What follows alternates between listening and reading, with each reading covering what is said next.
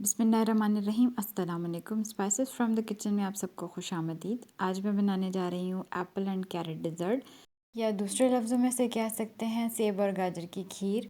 जिसके लिए मैंने सबसे पहले दूध लिया है 1.5 लीटर और मैंने इसे बॉईल करने के लिए रख दिया है। जैसे ही दूध में बॉईल आएगा तो हमें इसमें बाकी अज्जा डालने हैं।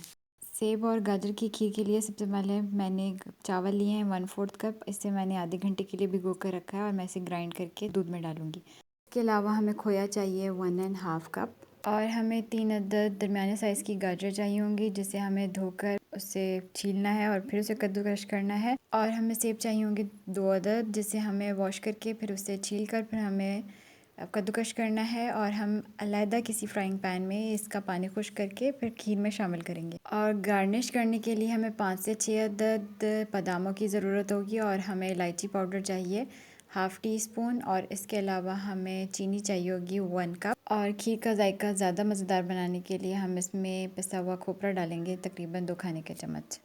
अब आप ये देख सकते हैं कि चावल जो 1/4 कप थे, जिसे हमने आधे घंटे के लिए भिगो कर रखा था, उसे चॉपर में डाल के चॉपराइज़ कर लें या फिर उसे मोटा मोटा कूट कर फिर आप उसे दूध में शामिल करें।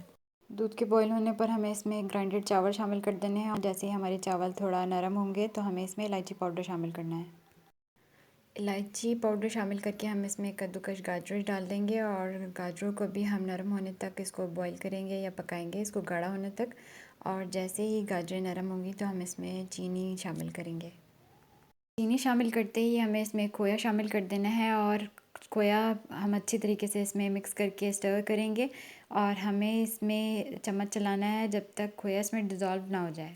अब आप ये देख सकते हैं कि खीर अपने पकने के आखिरी मराहिल पर है, क्योंकि पक पक कर खीर काफ़ी गाढ़ी हो चुकी है। तो अब हमें इसमें सेब कद्दूकश करके फिर हमें इसका पानी खुश्क करना है और फिर पानी खुश्क करके हम इसे इसमें शामिल करेंगे।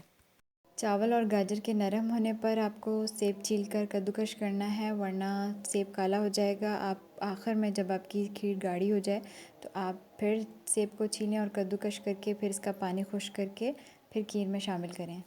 सेब को शामिल करके इसे अच्छी तरीके से स्टर करें और मिक्स करें और इसको 2 मिनट तक शामिल करके पकाएं। और इसमें हमें पिसा हुआ खोपरा शामिल करना है, जो कि 2 खाने के चम्मच है। पिसा हुआ खोपरा शामिल करके आप चूल्हा बंद कर दें और फिर इसमें आप केवड़ा वाटर या रोज़ वाटर 1 चाय का चम्मच भी ऐड कर सकते हैं। अगर आपको मेरी वीडियोस पसंद आती हैं तो प्लीज़ लाइक करें, शेयर करें और सब्सक्राइब करें।